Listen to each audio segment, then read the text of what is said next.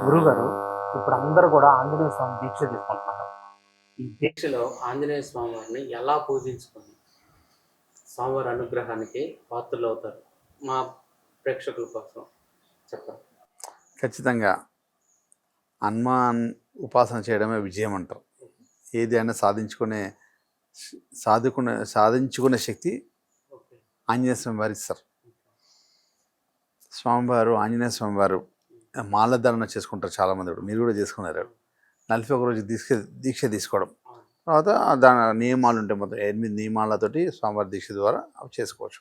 హనుమాన్ జయంతికి ముందు వేసుకోవడం, హనుమాన్ జయంతి వచ్చి మన 22వ తారీఖు రోజు హనుమాన్ జయంతి రావడం, స్వామివారి హనుమాన్ జయంతి రోజు కూడా మన కార్యక్రమం చేయడం, దీక్ష కార్యక్రమం.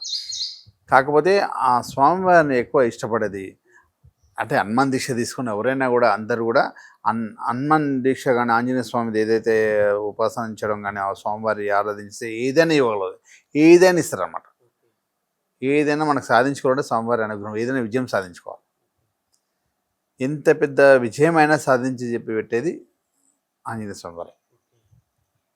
ఆంజనేయ స్వామివారికి మనం ఏదైతే స్వామివారికి పంబా విహారి అంటారు.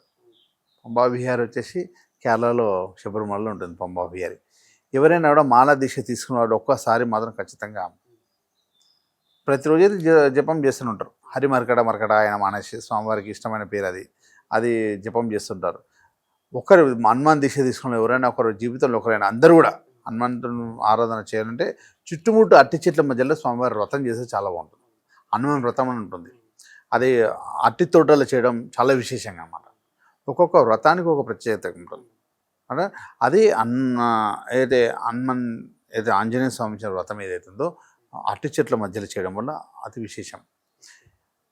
అందరు హనుమాన్ మాల వేసుకున్న సరే అందరూ గ్రూప్ వేసుకుని ఏది చేసినా కూడా ప్రతి ఒక్కరు కూడా ఒక్కసారి అలా హనుమాన్కి సంబంధించిన ఏదైతే అట్టి చెట్ల మధ్యలో స్వామివారికి అలా వ్రతం చేయడం వల్ల చాలా సక్సెస్ ఉంది. స్వామివారికి తమలపాకు తోడు అర్చన చేయడం, రామానామం జపం చేయడం, అది స్వామివారికి ఎంతో ఇష్టమైన ప్రీతికరమైన కొన్ని కార్యక్రమాలు ఉంటాయి.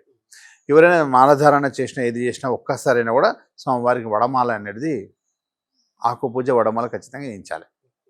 స్వామివారి సింధూర వర్ణంలో ఉండడం అంటే సీతాదేవికి సంబంధించిన సింధూరం చిన్న బొట్టు పెట్టుకుంటే రాముడికి సంబంధించిన మొత్తం సింధూరమే రాసుకొని స్వామివారిని దర్శనం అందులోంచి మనం హనుమాన్ మాల వేసుకున్న సింధూరం ఆయన రూపంలో తీసుకుంటాం కాబట్టి సింధూరం మాల. ఇంకోటి ఒకటి ఉండేది ఏంటంటే స్వామివారిది ఖచ్చితంగా ఏ కోరికతో అయితే మనం మాల వేస్తామో ఆ కోరిక ఖచ్చితంగా 100% తీరుతుంది. ఇంకోటి మాల వేసినా వేయకుండా స్వామివారిది ఒక మంత్రం ఉంటుంది.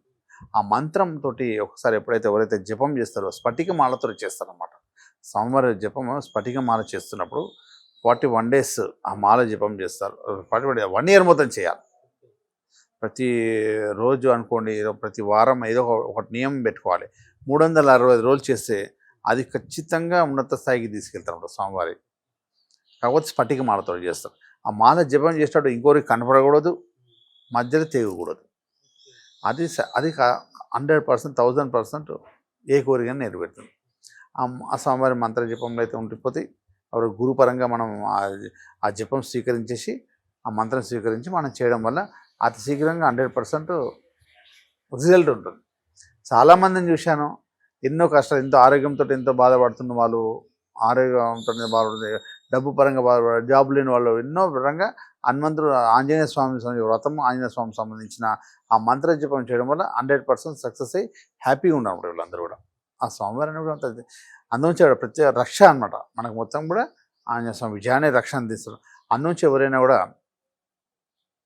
మన ఇంటికి నైరుతి మూలలో 12 ఫీట్లు ఉన్న జెండా పెట్టాలి. మనకి ఇంటి ఆంజనేయ స్వామి మాల వేసిన వాళ్ళైనా సరే ఎవరైనా సరే, ఎవరైతే స్టిక్ ఉంటుందో అయితే మనం ఏదైతే స్టిక్ పెడతామో ఇంటికి మీద, ఇంటి పైన నుంచి 12 ఫీట్లు ఉండాలి స్టిక్. అప్పుడు ఆంజనేయ స్వామి జెండా పెడితే ఆ ఇంటికి ఎప్పుడు విజయం అనేది ఉంటుంది. ఆ ఇంటికి కష్టాలు రావు, ఏ నష్టాలు రావు, ఏది ఎప్పుడు కూడా విజయదారులు నడుస్తుంటుంది. ఏ పని తలపెట్టినా సక్సెస్, ఏది చేసినా సక్సెస్. అందునుంచి ఆంజనేయ స్వామి ఎందుకు ఈ సమయంలో ఎందుకు చెప్తున్నామంటే వీలైతే ప్రతి ఒక్కరు కూడా ఆంజనేయ స్వామి జన్మదినం రోజు, జయంతి రోజు ఆ జెండా పెట్టుకోవడం చెప్తున్నాం. ఓకే. స్వామివారి దశమి రోజు రావడం, 2 రావడం, ఆ రోజు స్వామివారి జయంతి రోజు వీళ్ళైతే దేవాలయం ఇక్కడికి వెళ్ళేసి అదైతే ఆరెంజ్ కలర్ జెండా ఉంటుంది కదా, Hmm. సింధూరం కలర్ ఉన్న జెండా స్వామివారి దగ్గర పెట్టేసి దండం పెట్టుకొని తీసుకొచ్చి ఆ జెండా అయితే మన 12 ఫీట్లు ఉండాలి స్టిక్. ఓకే 12 ఫీట్ల పైన జెండా ఉండాలి. మన ఇంటి నుంచి ఎంత, మన బిల్డింగ్ ఎంత పెద్దగా ఉండాలి, ఓకే ఆ బిల్డింగ్ వరాండా నుంచి స్టార్ట్ చేయాలి. 12 ఫీట్ల స్టిక్ కాదు, Hmm. మనం ఏదైతే ఎడ్జ్ అయిపోతుందో Hmm. ఆడికెళ్ళి 12 ఫీట్లు ఉండాలి. ఓకే మనకు ఏదైతే మనం ఇంటికి పహారి కూడా కానీ మన పైన పైన టేర్కేస్ అని కడతాం కదా, అవునవును అవన్నీ కట్టిన మేము స్టార్ట్ చేసి అక్కడికి వెళ్ళి 12 ఫీట్లు 12 ఫీట్ల మనీలో ఆడికి స్టాప్ అయిపోవాలి. కట్టిన Hmm. జెండా కట్టేంత పొడగానే ఉండొచ్చు, ఓకే ఏదైతే ఇల్లు స్టాప్ అయిందో అక్కడి నుంచి 12 ఫీట్లు కనపడాలి. ఓకే అప్పుడు ఆ జెండా పెట్టడం వల్ల ఇంటికి అతి సక్సెస్గా ఏదైనా విజయం, ఇంట్లో ఉన్న భూత పెద్ద పిశాచాలన్నీ పారిపోతాయి, ఓకే ఇంట్లో ఉన్న కష్టాలను పారిపోతాయి, ఓకే కుటుంబ సైక్యత అన్నీ కూడా బాగుంటాయి అన్నమాట ఆ జెండా పెట్టడం వల్ల. స్వామివారి అనుగ్రహం ఉంటే అన్నీ ఉన్నట్టే. అవును అందుంచే కదా ఏ కష్టం వచ్చినా ఏది వచ్చినా కూడా స్వామివారిని పట్టేసుకుంటాం. అవును ఏ గ్రహ బాధలు ఉండే స్వామివారి ఆరాధన వల్ల. ఆంజనేయ స్వామి వ్రతం చేయడం, అట్టి తోటలు చేయడం చాలా విశేషం. స్వామివారి ఈ ఫ్లాగ్, స్వామివారి జెండా ఇంటి పైన పెట్టడం అది ప్రత్యేక విశేషం. అంటే వీళ్ళైతే ఈ వైశాఖ మాసంలో ఒకసారి వ్రతం చేసుకోవడం, ఆంజనేయ స్వామి వ్రతం, అట్టి తోటలు, అది ఏది వీలు కాదంటే ఈ స్వామివారి జయంతి రోజు ఈ ప్రత్యేకమైన ఫ్లాగ్ అంటే ప్రత్యేకమైన జెండా మన ఇంటి పైన 12 ఫీట్లో పెట్టడం వల్ల సక్సెస్ ఉంటుంది. అది ఇదే అంటే నైరుతిలో పెట్టడం, వాయుమూలనేమో త్రికోణాకారంగా ఉండాలి, అదేమో విజయం అంటే ఆ త్రికోణం మీద పెట్టి కూడా రాజకీయంగా పేరు ప్రత్యేకత రావాలంటే త్రికోణాకారంగా వాయుమూలలో పెట్టాలి. నైరుతిలో పెడితే అన్నిటికీ పవర్ అనమాట.